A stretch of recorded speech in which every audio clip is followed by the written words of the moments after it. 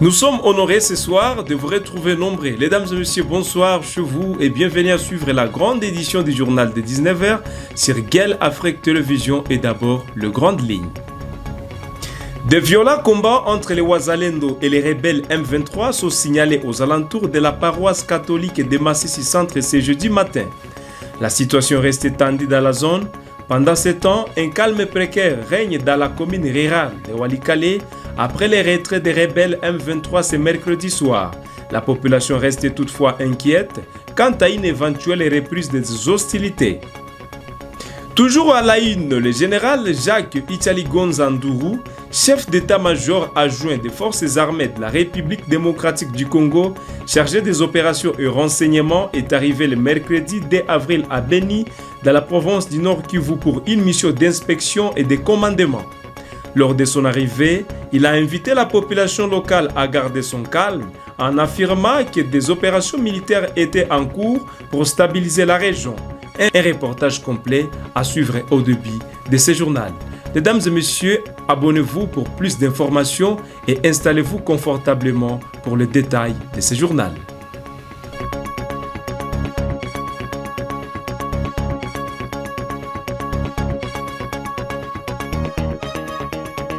Mesdames et messieurs, bienvenue au développement de ce titre. Ouvrons ce journal dans la province du Nord Kivu où des tenses combats entre les Wazalendo et les rebelles M23 sont signalés aux alentours de la paroisse catholique de Massissi Centre ce jeudi matin.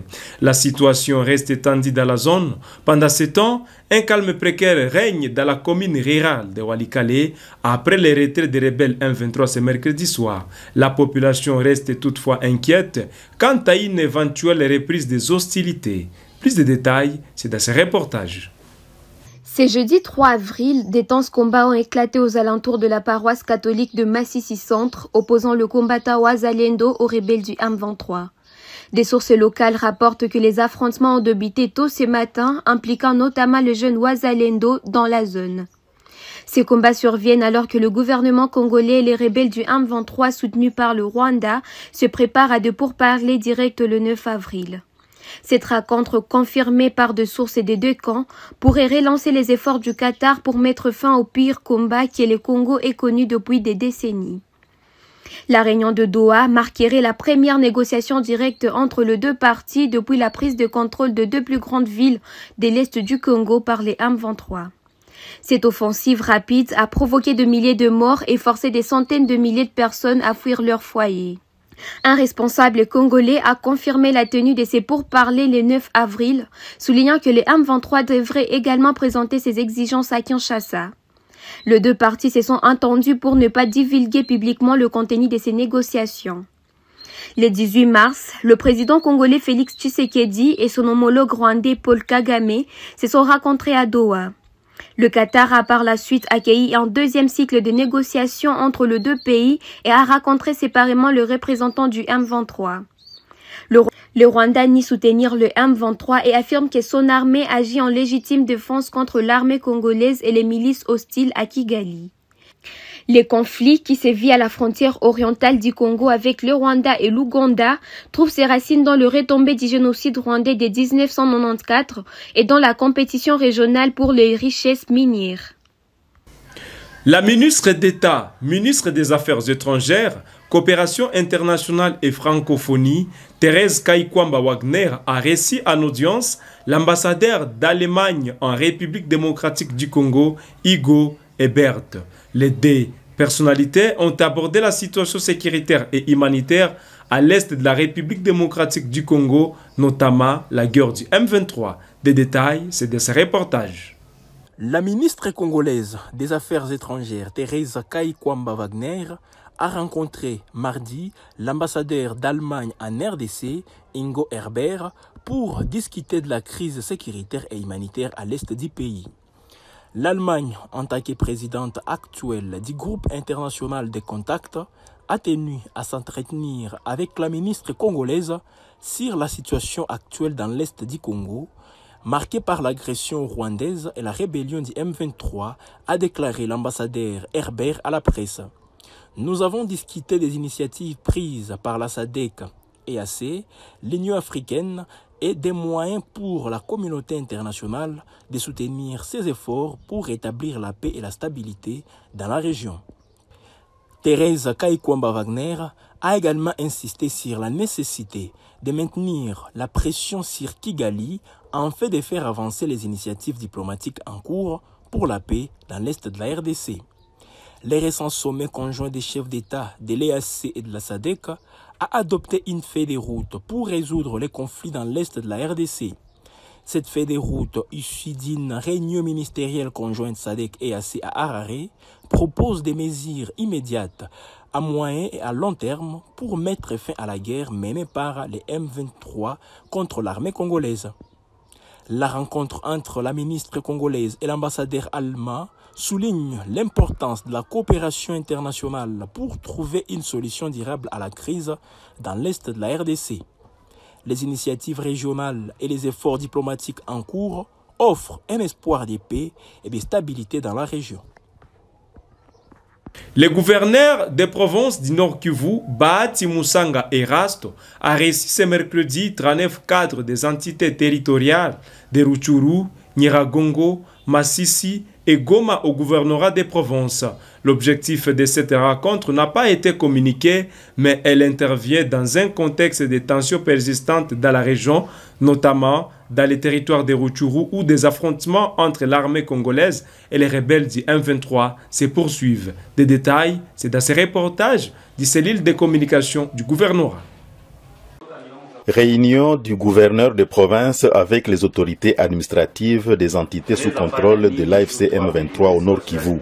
39 cadres des entités territoriales en provenance de Rutshuru, Nyiragongo, Masisi et Goma se sont réunis ce mercredi 2 avril 2025 au gouvernorat de province du Nord Kivu. Il s'agit de la première réunion du gouverneur de province Bahati Musanga Erasto avec le maire de Goma, les bourgmestres, les administrateurs des territoires, les chefs des cités et les chefs des centres des entités administrées par l'AFC M23 au Nord Kivu. La rencontre a porté sur des questions sécuritaires et l'état des lieux de chaque entité. Les participants ont remercié l'armée révolutionnaire congolaise pour les efforts fournis dans la sécurisation des populations et de leurs biens. S'agissant du développement, quelques entités ont déjà débuté les initiatives locales suite au retour des déplacés, explique Mumbere Banga Justin, chef de cité de Kibirizi dans les territoires de Rutshuru. Wakaaji wa kule wanalima tu mlimo tu moya ni bunga, na bunga kwa leo kabisa saki ni 10,000, 20,000 na naitosha mbali kidogo, antukani natuletea krize ndani ya mugini. Na kwa ukweli wakimbizi ambao wako narudi kutoka Makirumba, sehemu mbalimbali walikimbilia, basi tunawapokea hata kama nyumba yake walikuwa shibomola, hata wamwizi washabomola mlango, tunaongea naye, tukishaongea naye tunamwonyesha mahali anapasha kuwa na kisha tunamregistre. Tukisha registre tunaona wakati onje itakuya, tunamwandika na onje namsaidia kuvifaa fulani vya nyumba au pesa. Na kwa kweli population iko na furaha hiyo ile kitu. Les administrateurs des territoires de Rutshuru et de Masisi ont successivement indiqué que le calvaire des barrières n'existe plus sur les routes dans les deux entités. L'armée qu'on appelle ARC en sigle a pris le contrôle de la route nationale numéro 2. Partout dans nos zones, il n'y a aucune barrière. Je le répète bien, il n'y a aucune barrière. Ces derniers temps, il y a des bis, des grands bis, des mini-bis qui quittent Goma vers Rutshuru à 19h, qui quittent Rutshuru à 20h vers Goma. Donc la circulation elle est libre, il y a libre passage sur la route. Fini, on ne parle plus de Busendo, on ne parle plus de Rukoro, on ne parle plus de Nyahanga, on ne reconnaît plus ces noms qui faisaient peur à la population. Kule shida sana ambayo tuko nayo inayotusumbua sana ni shida ya barabara. Masisi kuko shida sana ya barabara. Kutoka hapa niseme kutoka hapa Sake kuelekea Kirorirwe barabara haiko mzuri. Kutoka Sake kuelekea Masisi zone barabara isharibika kabisa. na utakutana gari za mingi zilishaanguka munjia sababu ya barabara. Ile ndio shida ambayo tuko nayo sana. Signalons que cet échange avec ces autorités locales permettra à l'exécutif provincial d'avoir une idée générale sur les priorités de relance du secteur socio-économique dans les zones sous contrôle de l'AFC M23 au Nord Kivu. Le lieutenant général Itali Gonza Nduru, chef d'état-major général adjoint des FARDC, chargé des opérations et renseignements, est arrivé à Beni. Le général Nduru a atterri à Beni, chef-lieu provisoire de la province du Nord Kivu, en début de l'après-midi. Il arrive après avoir inspecté les troupes dans la province à Delituri. Des détails, c'est dans ce reportage. Le lieutenant général Itali Gonza Nduru Jacques, chef d'état-major général des FARDC chargé des opérations et renseignements, est arrivé ce mercredi à Beni au Nord Kivu. Cette visite intervient alors que la ville est devenue le chef-lieu provisoire de la province suite à la prise de Goma par les rebelles du M23. Le général Nduru, qui est arrivé à Beni après une inspection à Ituri, a déclaré: je suis ici à Beni, j'ai été dépêché par le chef d'état-major général dans une mission d'inspection et de commandement.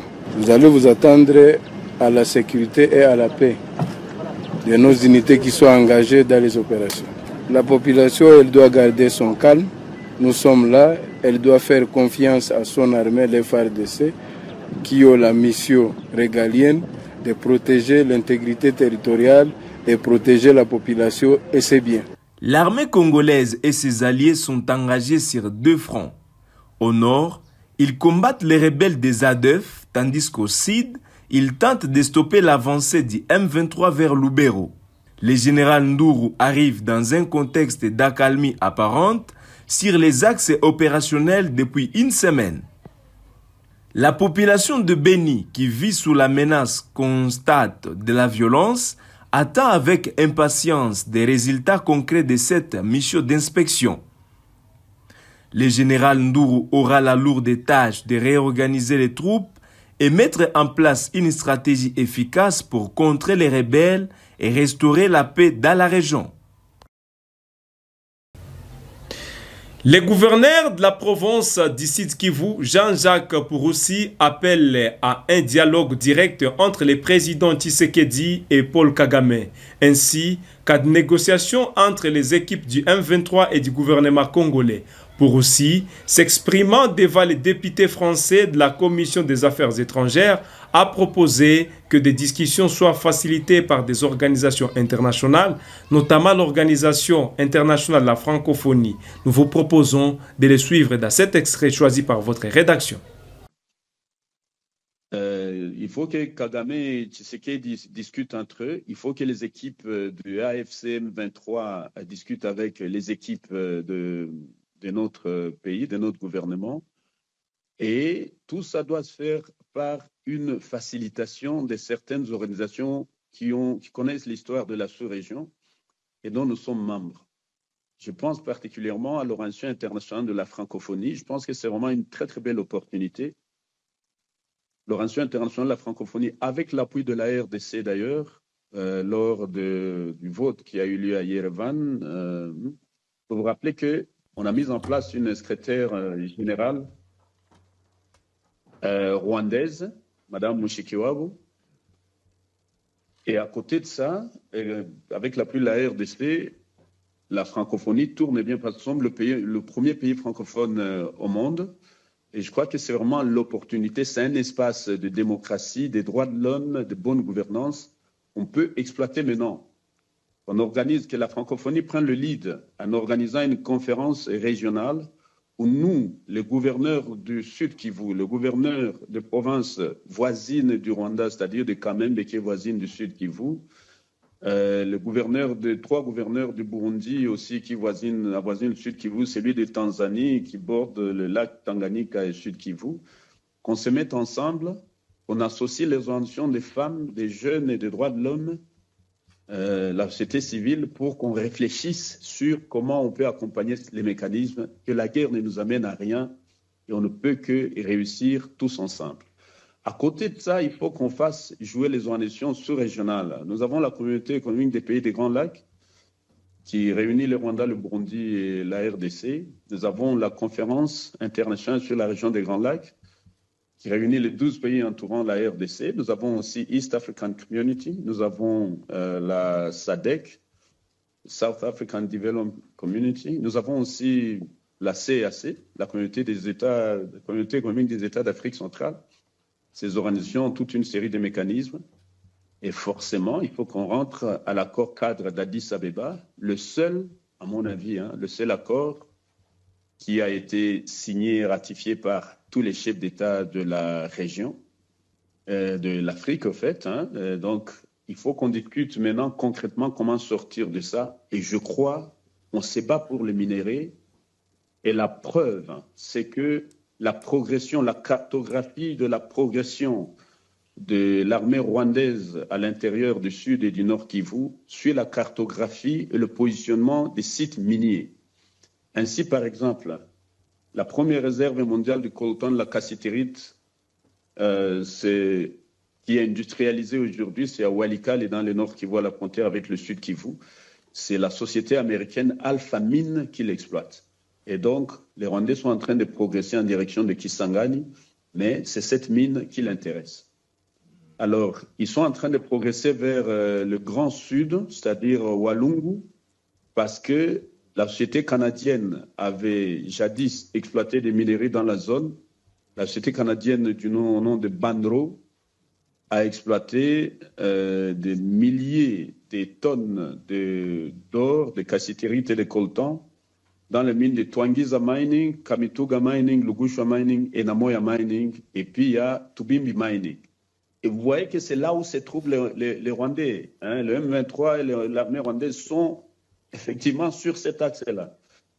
Et des entreprises chinoises viennent d'être contractées. Ils ont signé illégalement avec le M23. Ils ont reçu 500 000 $ américains en liquide dans un seul site minier. Il faut dire qu'il y a plus de 87 sites miniers sur cet axe.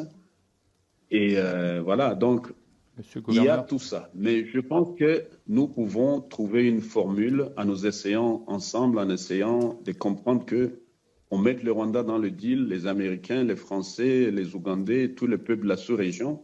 Et ensemble, on voit comment on peut développer un partenariat gagnant-gagnant où tout le monde se retrouve, et la population et les autres. Merci beaucoup.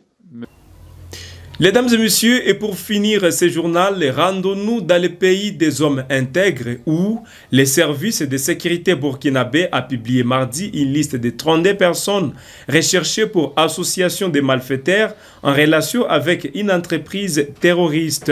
La liste comprend des djihadistes mais aussi des journalistes, voire des hommes politiques. L'annonce a suscité d'indignation et des questions sur la liberté de la presse et l'indépendance du pouvoir judiciaire. Des détails, c'est dans ces reportages.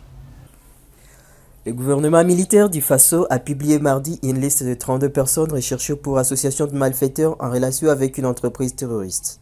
Cette liste, qui comprend des djihadistes, mais aussi des journalistes et des hommes politiques, a suscité de vives réactions. Les documents publiés sur la page Facebook du ministère de la Sécurité présentent des photos et des noms de personnes accusées d'être impliquées dans des activités terroristes. En tête des listes figure Jafar Diko, chef du groupe djihadiste Ansarul Islam, lié à Al-Qaïda. Cependant, la liste inclut également des figures publiques comme Naïm Touré, un lanceur d'alerte, et Ahmed Aziz Diallo, ancien maire de Dori. Le capitaine Ibrahim Traoré, chef du pouvoir militaire, a déclaré que ces personnes étaient des ennemis de l'intérieur ou de l'extérieur et a appelé à la vigilance. Nous les attendons de pied ferme et nous serons impitoyables, a-t-il averti. Parmi les personnes visées par la liste figure également Ahmed Newton Barry, journaliste en exil et ancien président de la commission électorale. Barry a dénoncé la liste comme une tentative de diffamation visant à les faire taire. On ne peut pas avoir plus de 100 soldats tués, une dizaine de camps militaires investis par des terroristes et prétendre que tout va bien, a-t-il déclaré. Le journaliste a qualifié la liste de politique d'effet d'annonce et de fuite en avant, visant à masquer la crise qui traverse le pays. Ces dernières semaines, le Faso a été le théâtre d'attaques meurtrières contre des militaires et d'arrestations de civils opposés au capitaine Traoré. Human Rights Watch a également condamné la publication de la liste, la qualifiant des climats de terreur instaurés par la junte. La publication de cette liste suscite de nombreuses questions sur la situation sécuritaire au Faso et sur les méthodes employées par le gouvernement militaire pour lutter contre le terrorisme. La liste a également soulevé des inquiétudes quant à la liberté de la presse et à la liberté d'expression dans le pays. Mesdames, Messieurs, fin de cette édition du journal de 19h sur Gueule Afrique Télévision. Nous vous disons merci de nous avoir choisis pour vous informer. Abonnez-vous pour ne rien rater et à la prochaine pour d'autres actualités.